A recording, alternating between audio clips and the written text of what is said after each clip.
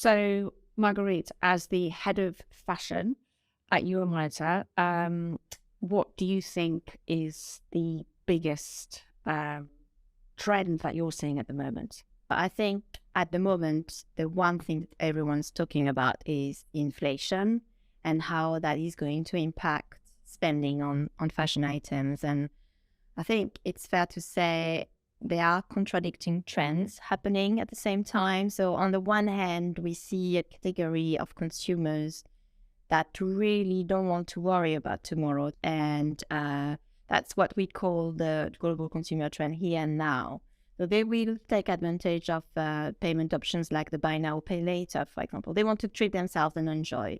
On the other hand, we have consumers we call the budgeteers who are more worried about the future and they will budget out of necessity or because they worry about next year and how it's going to unfold for them. So I would say these are the two main trends I see at the moment. That's interesting. Similarly, in luxury, I think people might not necessarily put luxury and budgeteers or luxury and a cost of living crisis together, but actually luxury brands can really make use of this time and can really highlight their credentials in terms of quality, heritage, longevity, durability, value for money. So people are kind of really looking towards luxury brands as kind of possibly as alternative assets. But really what we're seeing is people kind of buying less but buying better. So I think that's also really going to help in terms of sustainability as well. So we'll see people saving a little bit, their pockets, but also helping to save the planet, which I think is a great way forward. Yeah, I believe this is one of the global consumer trends that we've called eco-economic at Euromonitor, and that's definitely something we're seeing also in the wider fashion industry with, as I said, people looking for more value in what they buy. And then we also see growing interest, I think, again, in resale. And some of these is leading to a whole redefinition of what ownership means, especially among the Gen Zers, really are pushing the boundaries of that, rewriting the rules of owning, because they really have the mindset of buying something, thinking of an asset and its resellability.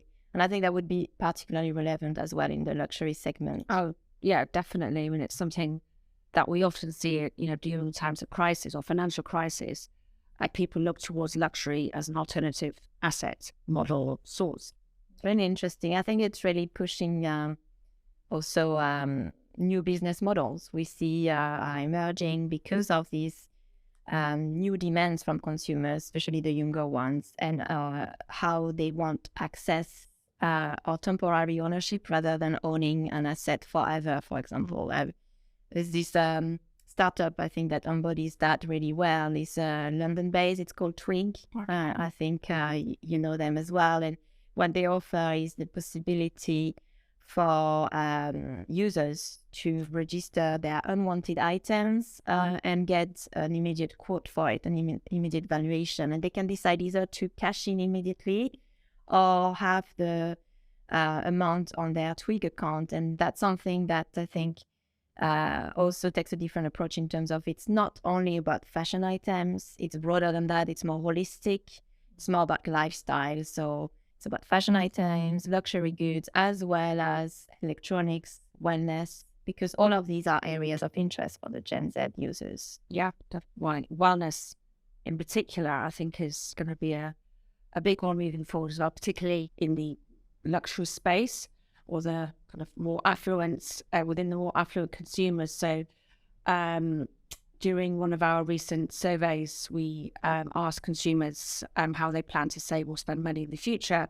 And when we looked at the higher income groups, one of the areas that they definitely weren't going to give up was travel and wellness. So I think these are definitely areas where luxury brands could focus. And this also comes at a time when, again, one of the trends that we're looking at in the global consumer trends are the thrivers.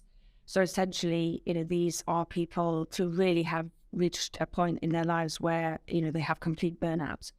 And they are really looking to change their lives, to slow down, to live a better quality of life. And this is kind of where wellness and travel and things like that can kind of really, really come into play, and to help them lead better lives, and just to slow down in general, I think.